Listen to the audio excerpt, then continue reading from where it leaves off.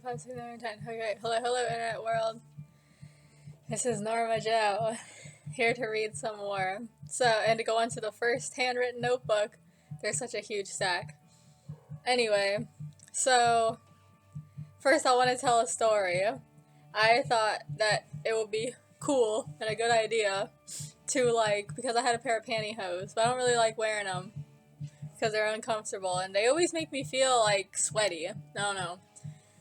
So, anyway, I was like, let me, cut the toes off of them, and I'll use it for a hair, not a hairnet, what do you call that? Like a wig cap. Because, here's my reasoning. I was like, if I cut off the toe of each leg, and then I put my hair in 2 ponytails in the back, then I can reach through the leg, and I can pull each one of my ponytails through, and then I can take the elastic off, and the hair will be, trapped in the leg, and then I can, wrap it around my head, and then, my long hair will be flattened underneath the wig, and it'll be genius. So, I thought I could do this, right? Little do I know, my hair is just, maximum rebellion. It won't be treated like that. It's like, you think you can flatten me? Do you know who I am? I cannot be flattened. You have to shave your head if you want that. Otherwise, you have to deal with me in all my glory. Do you think a wig can ever overpower me? I'm real. The wig is fake. Anyway, so, whatchamacallit? So anyways, I tried to do my plan. I tied the legs around my head in the front, and then I put the wig on, and it was so fucking tight. I was about to pass out. And then I tried to just let the legs go, and I was like, you know what, just let it all flow in the back, because you don't see the back of my head. It would look like this in the front. And then the pantyhose literally just fell off my hair. They would not be contained. So, let that be a lesson. Anyways, alright, let's go back to where we were. There's only 4 more pages of typed stuff, and then it's gonna go on to the notebooks, and all the notebooks shall be sacrificed. I'm gonna keep the printed part just for old time's sake, and I'm gonna keep the final notebook that has Proud Mary in it, but everything else is gonna be sacrificed. So, will be the place where it is, this orally told story. Okay, where was I? Alright, they speed off in their car, screeching tires and burning rubber, and throw a bunch of dollar bills out the window as they leave, making it rain on Strutter.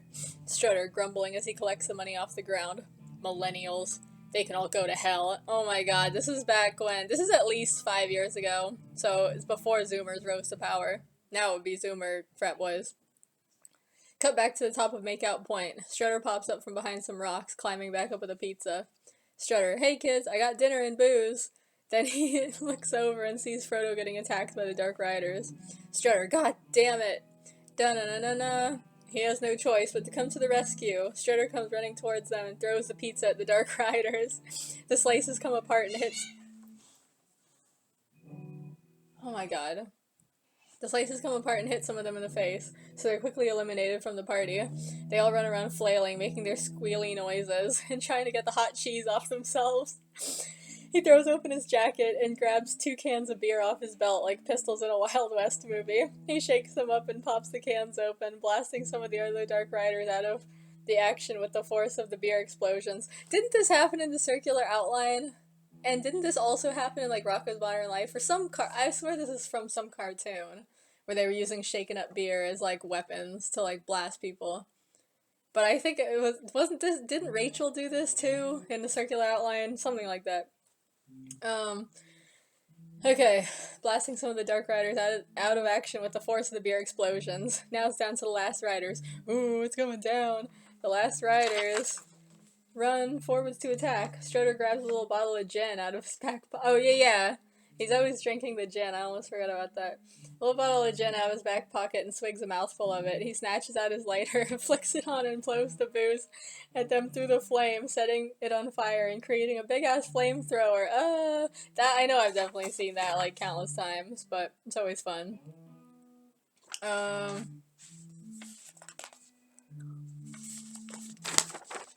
Dark Riders. Eee! They all run away, set ablaze, and drenched in beer and pizza. Man, that was their food and drinks for the night. Now they have to go hungry. Shudder watches them go. Waits. Lights a cigarette. Only you can prevent forest fires. Oh my god. Mary and Pippin come out of hiding and come over to him. Mary, whoa, okay, what the hell was all that? Shudder, that weren't nothing. What, we're gonna do the southern accent now, huh? Okay. Pippin, nothing. That was the craziest shit I've ever seen. Mary, not including acid trips. Pippin, oh yeah. Then Sam comes running over. Sam, a little help, please? They all look over and see Frodo on the ground, all fucked up and looking like he's going for that gravestone headboard. What? Mary and Pippin, Frodo! Strutter, shit man, that's bad. That's like that meme that's like, feels bad, man. Frodo making his dying bunny sounds. Eh, eh, eh. That's like those squirrels make that noise where they're like, eh. They sound like really fucked up, but I think they just do that. Like, I don't know. Sam, can you hear me? Frodo. Sam bursts into tears and starts sobbing uncontrollably, while Mary and Perry, are just running around like little crazies. Oh my god, I just imagine them going in like circles, like with their arms up like this, like just running in circles. Strutter, you guys stop it. Calm yourselves, you're not helping. I know, what a fucking headache. They don't stop, they just keep on losing their fucking minds. Strutter, come on, please. No effect on the bunnies. Strutter, rough sigh. Muttering, I swear I'll burn myself later for this, but he sighs. He shouts to the bunnies, 1, 2, 3, eyes on me! Oh my god. There's a lot of, like, references to the working with children days. All the bunnies instantly look up. Bunnies, 1, 2, eyes on you. Oh my god. Strutter to himself, oh my god, it worked. I hate this world. Yeah, I feel that. I hate it when you do something stupid and it actually works. It's just like, ugh. I hate this, everything. To the bunnies, okay, listen. You can still save your little friend. All you gotta do is bring me some of this plant. It's called Lobo Verde. Green wolf. You know what I'm talking about? Mary nods. Yeah, it's dank weed. A weed. Strutter, well, go find me some. I heard that if you put a dying bunny in a burlap sack with that weed, it's like putting a wet cell phone in a bag of rice. Oh my god, there's like that Cupcake song where she's like, her pussy's drier than a phone in rice, or something like that. I fucking love Cupcake. Sam, so it'll save him? Strutter, kinda. It more just preserves him until you can get to someone with magic powers, otherwise he'll die for real. Sam, long emoji face with like, I don't know what this is. I guess this is like a tear-streaked face or something. But yeah. Pippin, Gandalf, where are you? It echoes off the top of Makeout Point. Cut to the Iron Tower. A little moth is flying up the side of the building. It passes by a window with bars on it, and Renfield comes out, reaching through the bars to try to grab it. This is like one of my cats. Renfield. Suffering to try and get the moth. Oh. The moth goes up higher and higher until it gets to the top of the tower. Suddenly a hand snatches out and grabs the moth. It's Gandalf. I mean, duh. He puts the moth in his mouth, and it flaps around inside his cheeks before he spits it back out. Moth grows. Gandalf, haha, just messing with you. Moth, ugh, mess is right. I'm covered in your nasty spit. Gandalf, okay, in all seriousness though, I need a favor. His voice trails off as he crouches down and whispers his secrets and plans to the moth. Further down, in the bottom levels of the tower, Saruman is making his circles around once again, checking out his factory and production. All the little slave creatures are running around as usual, hustling and busting their asses.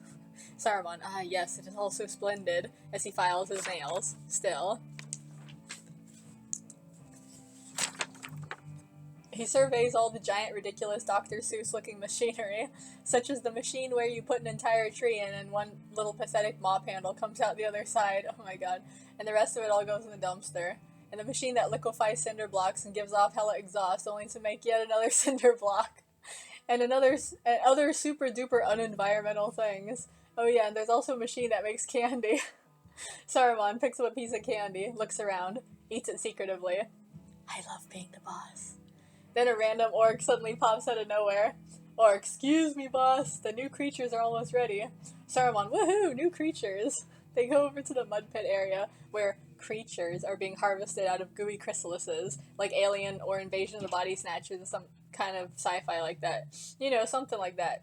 The what? The orcs are stirring the pit like a big-ass chocolate fondue.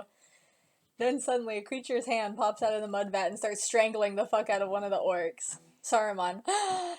Happy face, happy face, happy face, happy face, happy face, happy face, happy face. Heavenly sparkles and glowing, an angelic choir singing. Saruman, my baby! Cut back to Strutter and the bunnies. Okay, that was just a random cutaway. First we see Frodo laying on the ground. Then Sam pops up and is all helicoptering over him. Sam, hey Frodo. So I heard a really good joke the other day. You want to hear it? Knock knock. Frodo. Eh. Sam tries to pretend nothing's wrong. Did you hear me? Knock knock. No response. Sam. Frodo? Frodo. Blah. He turns his head suddenly and does the exorcist pea soup puke all over the place. At least he turned his head. Sam. My friend is gonna die. He starts crying again. Strutter comes over. Hey, stop that, stop that. He puts a cigarette in Sam's mouth like a baby pacifier. Strutter, you guys stay here and deal. I'll go trim the weed. He slinks off far enough to where he doesn't have to hear the bunnies and kneels down in some little bush patch where there's the plant that he wants. He starts cutting off the leaves with a knife, but practically no sooner than he started than someone suddenly comes up behind him and puts a pistol to the back of his head, cocking it. Strutter freezes. Creepy voice changer voice. Do you feel lucky? Well, do you, punk? Strutter relieved sigh. Ugh. Oh, Arwen, it's just you. You had me going. He stands up and turns around to face her. Arwen puts the voice changer thing down. Arwen, how'd you know it was me? Strutter, psh, you're the only person I know who quotes Dirty Harry. Arwen, yeah, okay. So anyway, how have you been doing? What's been going on? I've been trying to get a hold of you for like days. Strutter, sorry, things have been kind of weird. You know, if this was a newer story, she would have said he was ghosting her. Things have been kind of weird. Arwen, weird like how? Strutter thinks about where to begin. Well, cut back to where the bunnies are. Strutter and Arwen come back through the trees to them, and all the bunnies stare in awe of Arwen. She's dressed in leather and vinyl from top to bottom, with a sexy torn-up undershirt, long fishnet gloves, dominatrix pants, big-ass shit-kicker boots, and old black makeup. I have a picture of her drawn somewhere, but, like in her rock and roll thing with a gun. The bunnies can hardly believe their eyes. Even Frodo is a little kick-started back to life when he catches sight of her. I feel like that's a little reference to that Kickstart My Heart song. Arwen in Frodo's fantasy, in soft lighting with romantic voice. Oh, you poor thing. What's wrong with this sweet, furry creature? Funny creature, it says. Arwen in reality, nudging Frodo with her boot in a crude voice. What the hell's wrong with this sick fucking thing? She looks at Strutter. How do you let this happen? This is like Pokemon, where like when the Pokemon get fucked up, they automatically like blame the owner. It's like, it's not always their fault. Strutter, hey, don't look at me. It wasn't my fault. Yeah, see? See? Arwen, well, you guys better get out of here quick. I sense the Dark Riders coming. They're gonna be here any minute. Sam, exasperated. Gee, thanks for that.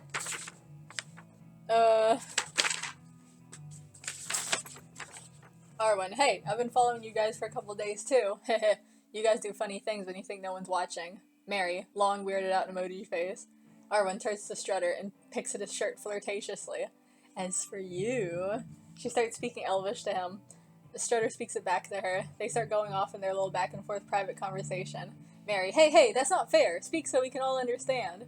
They ignore him though and just keep going on in their own language. They shoot glances at the bunnies and mutter something between the two of them and start snickering and laughing. Sam, hey, you're talking shit about us. You're talking shit right in front of our faces. Pippin, stop. All the bunnies complain and protest. Arwen turns to them. Arwen, God, relax, we're not talking shit. She comments something quick back to Strutter and they both laugh. Mary crosses arms. See, this is something that I feel like city-born kids such as myself, and like, I don't know about other cities, but especially if you're from San Francisco or a place like it, like, in the public school system, the majority of, at least, okay, this is my experience, but the majority of kids, in a lot of cases, are bilingual, and so, like, if they know that you only speak English, they will straight up as in the story, talk shit right in front of your face with their friends and say fucked up shit.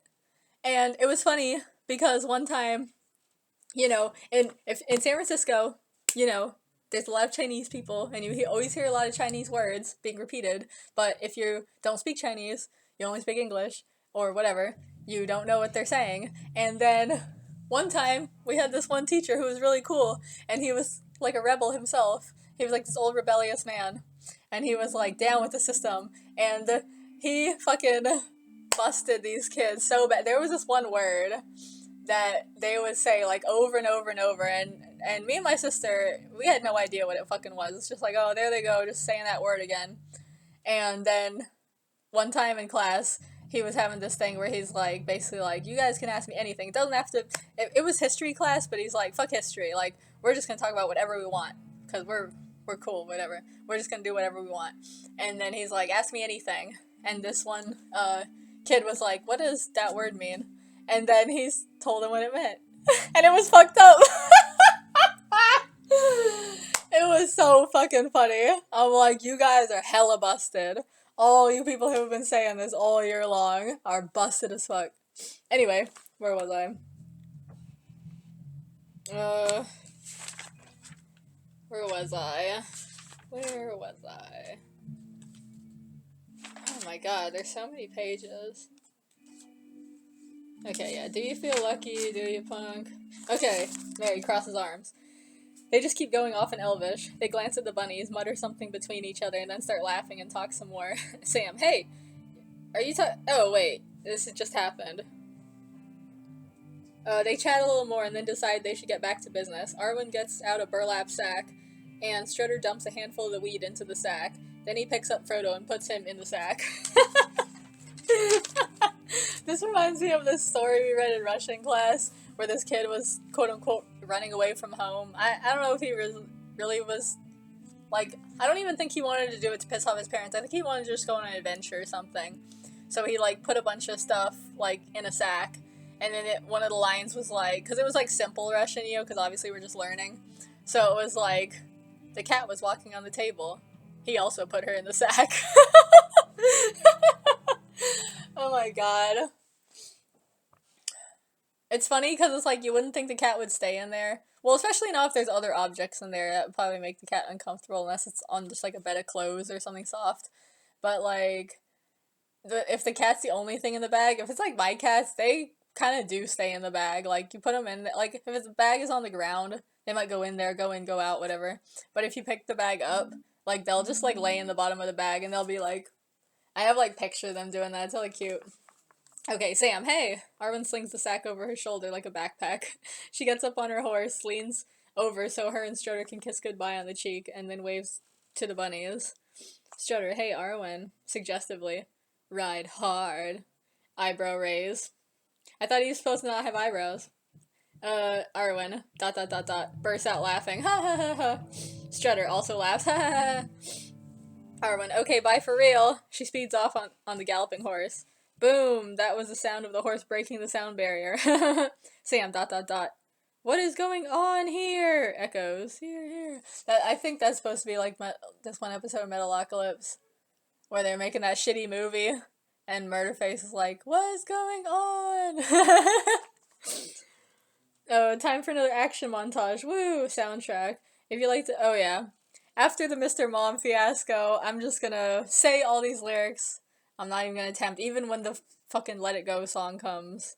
I'm not gonna play music in the background. For some reason, it's just like, I feel like every song comes out slower than it seems, you know? So you're just waiting. It was the same thing with the Ashley Simpson shit, like, because you can't hear the music I hear, it sounds like my voice is slagging, like, so bad. It's so awful. Alright, let's just cut it off here, and then I'll do the next one.